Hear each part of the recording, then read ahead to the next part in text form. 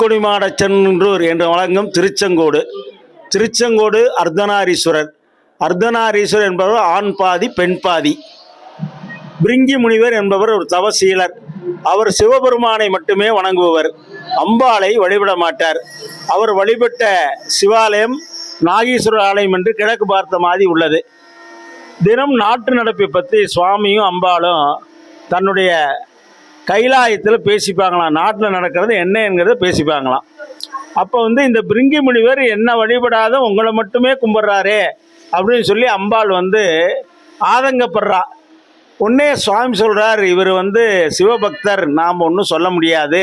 அதனால் தபசீலராக இருக்கிறவர், பூலோகத்தில் பல கடும் தவங்கள் இருந்து என்னுடைய அருளை பெற்றவர் என்று சொல்கிறார். இல்லை, நானும் அதே மாதிரி தவம் இருந்து உங்களை நான் அடையணும் அப்படின்னா, அப்போ நீயும் பூலோகத்துக்கு போ, என்னை நினச்சி தவசு இருக்கும்போது உனக்கு அந்த பலன் கிடைக்குங்கிறாரு. அம்பாள் இங்கே 21,000 வருஷம் தவசு இருந்ததா ஒரு வரலாறு. அந்த 21,000 வருஷம் வரலாறுல அம்பாள் தவம் இருந்துட்டே இருக்கா. அன்னம் ஆகாரம் இல்லாத தவம் இருக்காளாம். பழங்கள் இந்த மாதிரி நீர் ஆறாங்களை சாப்பிட்டுன்னு இருக்காளாம். மாலேபுச்ச அமாவாசையில் சுவாமி காட்சி கொடுக்குறார். உனக்கு என்ன வரம் வேணும்னு கேட்குறார். உங்கள் உடம்புல எனக்கு சரிபாதி வரம் வேணும்னு கேட்குறார். சுவாமி கொடுத்துறார். எப்போ சிவசுரூபமாக இருக்கிறவர் அன்னைக்கு ஆணும் பெண்ணுமா சேர்ந்து இருக்கிறாரு. அப்போ தான் பிரிங்கி முனிவர் பார்க்கும்போது 2 பேரும் சேர்ந்துட்டாளேன்னு சொல்லி வண்டு ரூபம் எடுத்து சிவனை மட்டும் வளம் வணங்குறார். உடனே அம்பாளுக்கு கோபம் வந்துடுது. இந்த வேண்டிய உருவத்தில் மாறக்கூடிய சக்தியை உனக்கு நான் கொடுத்தது தான். அவருக்கு ஜீவன் மட்டுமே சொந்தம், அந்த எலும்பு பாகம் மட்டுமே அவருடையது. அதில் இருக்க மாம்ச பாகம் பூரா என்னுடையதுன்னு சொல்லி மாம்ச பாகத்தை பூரா எடுத்துட்றா. எலும்பும் தோளுமா ஆயிடுறார். அப்போ தான் சுவாமி சொல்கிறார், சிவம் இல்லையேல் சக்தி இல்லை, சக்தி இல்லையேல் சிவம் இல்லை, ஆணும் பெண்ணும் சேர்ந்தது தான் உலகம் அப்படின்னு சொல்லி பிருங்கமுனியிற்கு பெண்மையுடைய இலக்கணத்தை பற்றி சொல்கிறார். மலர் இருந்தால் மனம் இருக்கணும், ஒளி இருந்தால் கதிர் இருக்கணும், இரவு இருந்தால் பகல் இருக்கணும், புளின்னு ஒன்று உருவம் இருந்தனா அதுக்குள்ளே ருசின்னு இருக்கும், நெருப்புன்னு ஒரு நிறம் இருந்தனா அது தொட்டா சுரும். அந்த மாதிரி ஒரு 108 வகையான உதாரணங்களே பிரிங்கி முனிவருக்கு எடுத்துரைக்கிறார். பிரிங்கி முனிவர் தவறை உணர்ந்து கொண்டு இனிமேல் நான் அம்பாளையும் சேர்த்தி கும்பிட்றேன்னு சொல்லி அருள்வாக்குனால அவர்கிட்ட தவத்திலிருந்து விடுபடுறார். உடனே சுவாமி சொல்கிறார், உனக்கு இழந்த சக்தியை கொடுத்துட்றேன் அப்படிங்கும்போது, வேண்டாம், பெண்களை அவமதித்தவர்களுக்கு இது ஒரு பாடமாக இருக்கட்டும், எனக்கு 3 கால், ஒரு கால் எக்ஸ்ட்ரா கொடுங்க, ஒரு கோல் மட்டும் கொடுங்கிறார். அந்த பிரிங்கி முனிவருக்கு 3 கால், கையில் ஒரு குச்சி. அதனால் பிரிங்கி முனிவருக்கோசரம் உருவான ஸ்தலம் தான் அர்த்தநாரீஸ்வரர். ஏதான ஒரு காரணம் வேணும் இல்லையா, சுவாமியுடைய திருவிளையாடல் அந்த மாதிரி பண்ணி அர்த்தநாரீஸ்வரர் இங்கே காட்சி கூட. அதற்கு மூல காரணம் பிரிங்கி முனிவர்.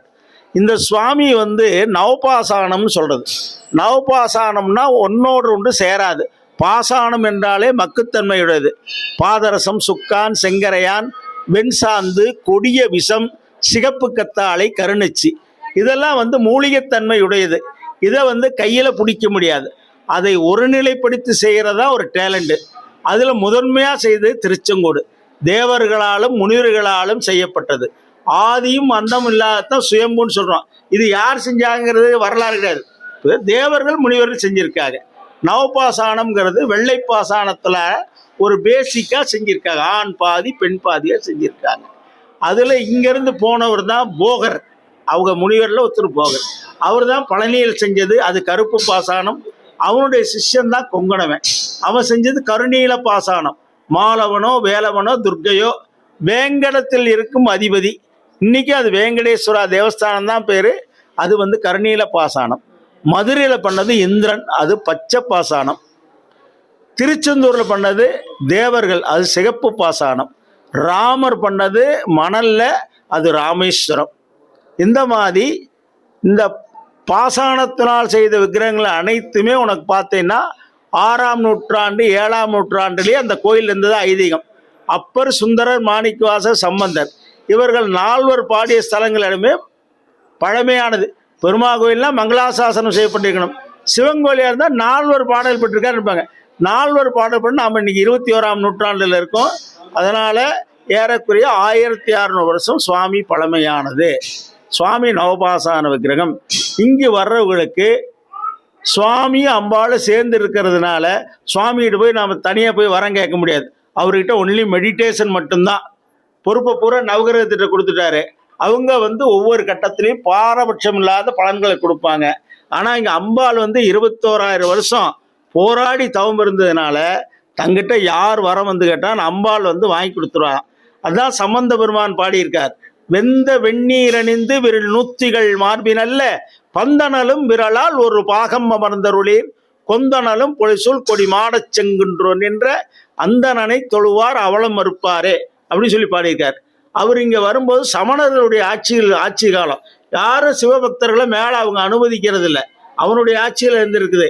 இவர் அவங்ககிட்ட அப்போ சிக்கன் குன்யா மாதிரி ஒரு கொடிய வியாதி. மேலே எல்லாத்தையும் கூட்டிகிட்டு 10 பதிகம் பாடியிருக்கார். திருநீலகண்ட பதிகம்னு சொல்கிறது. அந்த திருநீலகண்ட பாடின உடனே அந்த ஜுரமாகப்பட்ட நிவர்த்தி ஆனதா ஒரு வரலாறு. அதுக்குண்டான கல்வெட்டு ஆராய்ச்சி சான்றிதழ்லாம் இங்கே இருக்குது. அவர் 10 நாள் தங்கியிருந்த ஜுரகேதேஸ்வரர் மடம்ங்கிறதும் கீழே திருச்செங்கோட்டில் இருக்குது. அந்த மாதிரி ஒவ்வொரு காலத்திலும் ஒவ்வொருத்தரும் பூஜை பண்ணியிருக்கார். திரேதாயத்தில் மகாவிஷ்ணு பூஜை பண்ணியிருக்கார். அதனால் பெருமாள் கோயில் இருக்குது. துவாபரத்தில் குபேரலட்சுமியும் துர்க்கையும் பூஜை பண்ணியிருக்காங்க. ரெண்டும் அங்கே ஒரே இடத்துல இருக்குது.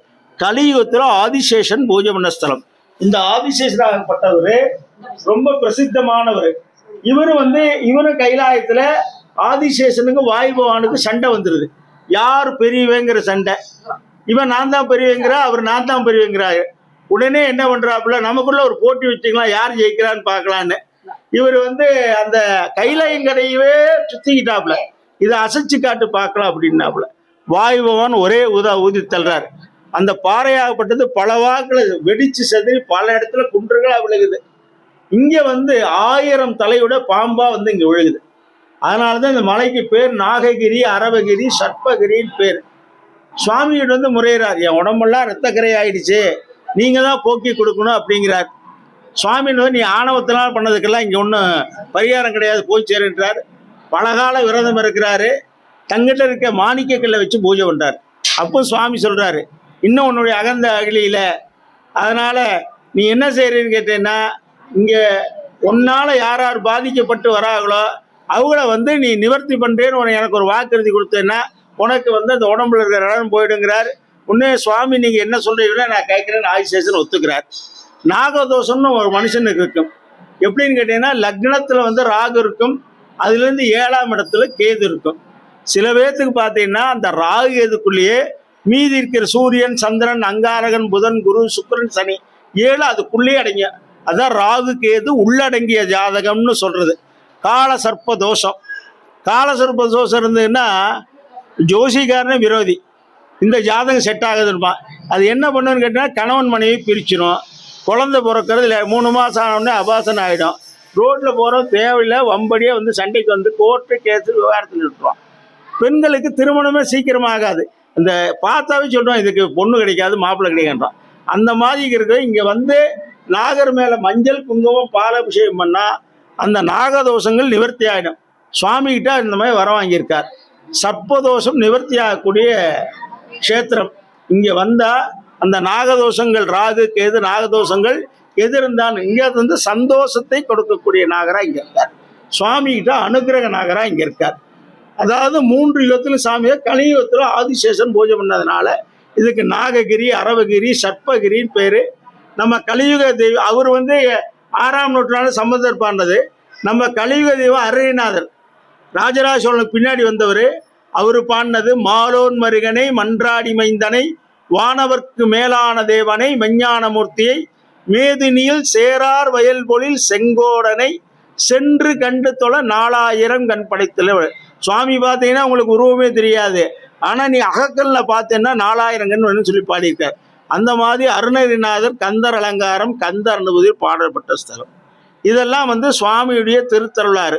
ஆதிகேசவ பெருமாள் இங்கே பழமையான மூர்த்தி, அவர் பூஜை பண்ண ஸ்தலம். குபேரலட்சுமி, துர்க்கை பூஜை பண்ண ஸ்தலம், நாகர் பூஜை பண்ண ஸ்தலம். இங்கே எல்லாருக்கும் மறுபிறவி கிடையாது. தட்சிண கைலைங்கிரின்னு சொல்லுது. வடக்க மானசம் இருப்போன்னா எப்போவான்னு ஒரு தான் நீ போக முடியும். உடம்புல வைப்ரேஷன் இருக்கணும், அப்படி இருந்தால் தான். ஆனால் நீ எங்கே வந்தாலும் சிவபெருமானை இங்கே நேரடியாக பார்க்கலாம், சுவாமி பார்க்கலாம். அந்த மாதிரி அம்பாலோடு சேர்ந்து இருக்கா. ரொம்ப தொன்மையான மூர்த்தி. இந்த பாறைகள் எல்லாமே ஆண் பாறை பெண் பாறைன்னு சொல்கிறா, ஆனால் இது அழிப்பாறை, உளிபட்டால் உடஞ்சி போயிடும். ராமேஸ்வரத்தில் நீங்கள் எங்கே தோண்டிங்கன்னாலும் தண்ணியாக இருக்கும், ஆனால் இங்கே எங்கே தோண்டினாலும் பாறை. இந்த பாறையவே சமதளம் பண்ணி இந்த மாதிரி சிற்பங்கள்லாம் செஞ்சுருக்காங்க. மகர யாழி, சிம்ம யாழி, கஜ யாழின்னு சொல்லக்கூடிய யாழிகள். யாழியிலே 3 வகையான யாழி உண்டு.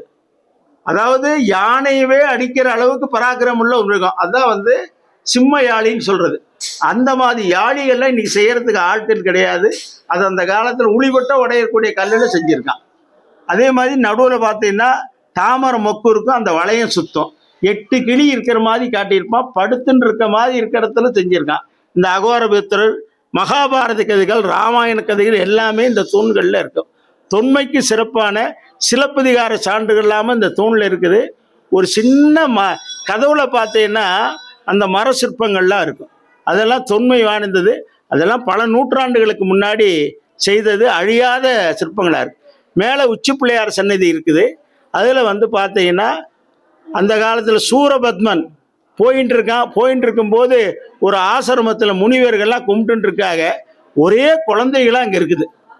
நாரதர் எதுக்கால வர்றாரு, என்னையா இங்கே இத்தனை குழந்தைங்க இருக்குது, நான் பெரிய ராட்சசனுக்கே ராஜாவாக இருக்கிறேன், எனக்கு இன்னும் குழந்தை பிறக்கலையே அப்படிங்கிறான். அப்போ நாரதர் என்னங்கிறாரு, இந்த மாதிரி அவங்க ஒரு லிங்கத்தை வச்சு கும்பிட்டுருக்காங்க, அந்த லிங்கம் வந்து எல்லாத்துக்கும் அருள் பண்ணிட்டு இருக்குது அப்படின்னோடனே, நீயும் போய் கும்பிடு, உனக்கும் குழந்தை பிறக்குங்கிறாப்புல. இவன் தான் அசுரனாச்சே, அவங்ககிட்ட போய் என்ன கேட்க, அந்த லிங்கத்தை அப்படியே தூக்கிட்டு வந்துடுறான். தூக்கிட்டு வந்து இந்த உச்சி பிள்ளையார் கோயிலில் வச்சு உச்சி பிள்ளையார்கிட்ட வரான். அங்கே குமார தீர்த்தம்னு ஒரு தீர்த்தம் பெருசாக இருக்குது, இன்னைக்கு போனீங்கன்னான்னு பார்க்கலாம். அந்த தண்ணி பார்த்தோன்னே இவன் குடிக்கணும், தண்ணி தாகமாக இருக்குன்னு அந்த லிங்கத்தை அந்த பாறை மேலே வச்சுட்டு போய் தண்ணி குடிச்சிட்டு வரான். அந்த லிங்கத்தை மறுபடியும் எடுக்க முடியல, அங்கேயே நின்று கும்பிட்டு போயிடுறான். அதுக்கப்புறம் தான் அவனுக்கு 3 குழந்தைகள் பிறகுது. அதனால் அந்த அவன் நின்று கும்பிட்ட இடத்துல பேர் மலடிகள்னு பேர். இப்போ அது வரடிகள்னு மறி வந்துருச்சு. அதனால் அவன் வச்சதுனால அந்த அந்த சுவாமிக்கு பேர் வந்தீஸ்வரர்னு பேர். சமஸ்கிருதத்தில் வந்தீஸ்வரர். அப்புறம் பாண்டிய மன்னன் காலத்தில் வந்து அதை கட்டினதுனால பாண்டீஸ்வரர், பங்கஜவள்ளின்னு மேலே அங்கே உச்சி பிள்ளையார் கோயில் இருக்குது. படி வழியே பார்த்தீங்கன்னா 60ஆம் படியில் முருகன் இருக்கார், சத்தியவாக்கு பெருமாள் இருக்கார், நாகர்பள்ளத்தில் நாகர் இருக்கார்.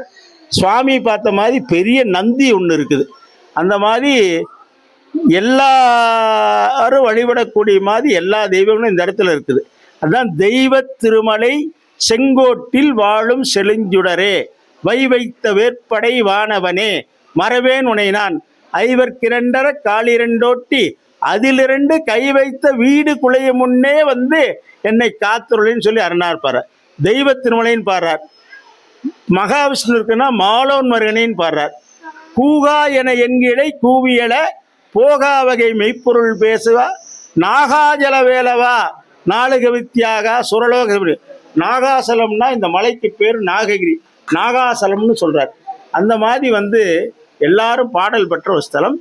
இது மாதிரியே தான் சாலி கிராமத்தில் செஞ்சது பத்மநாத சுவாமி. திருவனந்தபுரத்தில் நீ 15 நாளைக்கு மாலை போட்டேன்னா அந்த மாலை வாடவே வாடாது. அந்த மாதிரி அந்த காலத்தில் ஒவ்வொன்று சுவாமி செஞ்சுருக்கா. சுயம்புன்னாவே ஆதி மந்தம் இல்லாது, யார் செஞ்சாங்க என்னன்னு தெரியாது. அப்பன் சொல்கிறான், பாட்டன் சொல்கிறான், நான் சொல்கிறேன். அந்த மாதிரி ஒரு சிலதெல்லாம் பின்னாடி முகமது ஆட்சி காலத்தில் வந்து எல்லாம் அழிக்கப்பட்டு இருக்கிறது, பொக்கிஷங்கள்லாம் போகப்பட்டு இருக்கிறது. அதனால் வந்து இருக்கக்கூடிய இந்த சிற்பங்கள், இந்த மாதிரி பழமையான ஒரு கதைகள், இதுதான் நமக்கு வந்து உறுதுணையாக இருக்கிறது. அதனால் இது எங்களுடைய உதவி ஆணையாளர் மற்றும் நிர்வாகத்துறையர் சார்பாக TS வல்லவனை குருக்கள், திருச்செங்கோடு.